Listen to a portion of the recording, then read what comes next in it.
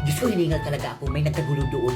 Sa social media, libo-libo ang napapatawa ng content creator na si Magdalena mula sa kanyang trademark na buhok with matching suklay, makukulay na duster, at sa kanyang pouty lips. Ang kanyang mga patawang skit, patok sa mga netizen. Dahil nga sa mga nakatatawa niyang video, ang kanyang followers umabot na sa 6.4 million sa TikTok at 51,000 sa Facebook. Pero sino mag-aakala na sa likod ng pagpapasaya sa iba, si Magdalena may mabigat palang dinadala.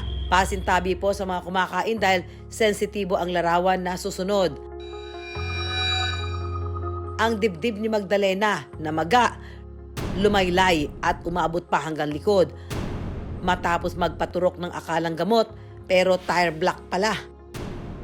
Ang init sa loob.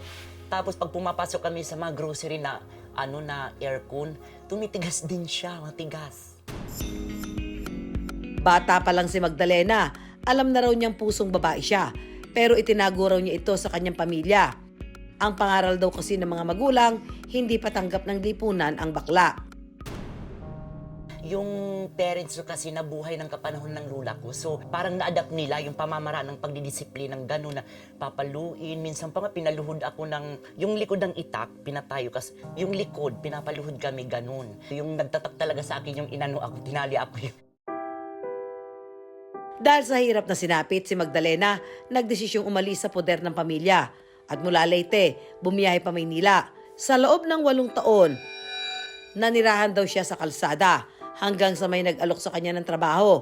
Dahil mas malayang nakagagalaw sa Maynila, dito na siya nagdesisyong magkaroon ng dibdib tulad ng sa babae. Nakikita ko sila na may mga ganyan, may mga dibdib, sabi ko. Tapos pabunggahan sila ng dibdib. So, doon ako nang inganyo. Ang kanyang solusyon, instant turok para sa instant dibdib. Ang ginawa namin, bumibili kami ng gamot sa isang grocery na halagang 60. Unang turok nila sa akin sa abandonadong building. Since nandun ako sa bangketa, wala akong bahay, doon lang kapag bumili ng gamot, hihiga. Katapos tuturukan ng, papasok ng mga karayong dito palibot ng, parang anim na karayong nakabaong kas parang syringe na lang ibabala. Ayon sa plastic surgeon si Dr. Pecolera Salvosa, dahil mura, marami na raw na biktima ng paggamit ng tire block o pampakintab ng gulong para sa pagpapalaki ng dibdib.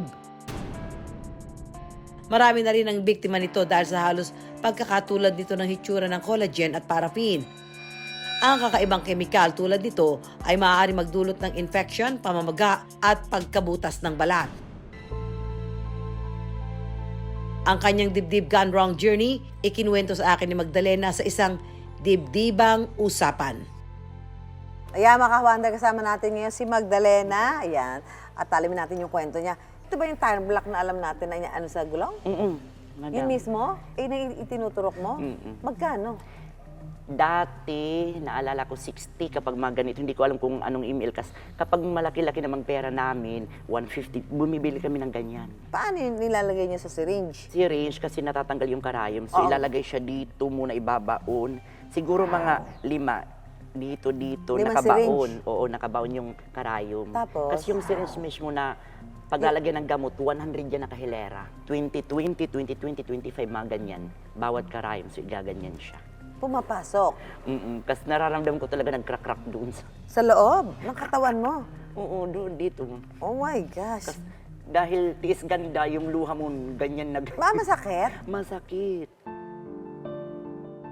Sa unang linggo ng pagtuturo kay Magdalena, tinanggap naman daw ng katawan niya ang kemikal at walang naging sintomas na kakaiba. Kaya ipinagpatuloy niya ito. So na-achieve mo na yung size na gusto mo, pero may nararamdaman ka? Ano? Pag madaling araw kumikirot, katapos halimbawa pag pumunta kami aircon, matigas siya. Pag mainit, halimbawa naglalakad ako, parang may lagnat yung didi ko. Mainit talaga. Pag gano'n, hindi ka ba natatakot? Hindi parang andyan na. Tapos naman, lalo na nakita ko parang bukol-bukol na talaga siya. Brown, may pula, ganun ang kulay. Iba-iba? Kumakalat na siya. Walang tumatagas? Wala. Minsan meron, pero ang tumatagas yung kung pa rin ang, kung anong pinasok. Ang masaklap pa, ang nagbukol-bukol sa tumatagas niyang dibdib, nakalmot pa ng kanyang alagang aso. Natuklap man, ibinalik na lang daw niya ang balat nito. Kailan mo na-discover yan? Siguro mga 5 years ago nalaman ko na eh. Oh, na... Hinayaan ko lang hanggat sa lumala na siya. Ba't hindi ka nagpatingin? Hindi talaga pumasok sa isip ko. Noong una, natatakot talaga baka kung anong sabihin. Pero yung ngayon, parang naisip ko na ay parang baka time na kapag ano. Gusto mo na. So okay ka na magpa-check up. Ready ka na doon sa kung ano man yung sasabihin.